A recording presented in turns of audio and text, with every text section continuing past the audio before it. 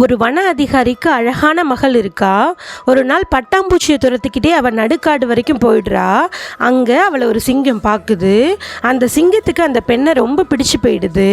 அது உடனே அந்த வன அதிகாரிக்கிட்ட வந்து எனக்கு உங்கள் மகளை திருமணம் பண்ணித்தாங்கன்னு சொல்லி கேட்குது. அந்த வன அதிகாரிக்கு சிங்கம்னா ரொம்ப பயம். அதனால நோ சொல்ல முடியல. என்ன பண்ணுறதுன்னு யோசிக்கிறாரு. அவருக்கு ஒரு ஐடியா தோணுது. காட்டுராஜா, என் மகள் ரொம்பவும் பயந்த சுபாவம் உடையவள். உன்னுடைய பற்களையும் நகங்களையும் எடுத்துட்டா அவளுக்கு அந்த பயம் போயிடும். அப்புறம் நான் உனக்கு அவளை திருமணம் பண்ணி தரேன்னு சொல்கிறாரு. அந்த பெண் மீது கொண்ட ஆசையால் சிங்கம் அதுக்கு சம்மதிக்குது. வன அதிகாரி முதல்ல பற்களை பிடுங்குறாரு, அடுத்த நகங்களையும் வெட்டிடுறாரு. ரெண்டுத்தையும் இழந்த சிங்கம் பலம் எல்லாத்தையும் இழந்து ஒரு ஆட்டுக்குட்டியை போல ஆயிடுது. உடனே வன அதிகாரி ஒரு தடியை எடுத்து அதை அடி நடிச்சு விரட்டிட்டாரு. நடக்கவே முடியாத மாதிரி ஆயிடுது. ஆசைக்கும் ஒரு எல்லை உண்டு. நன்றி.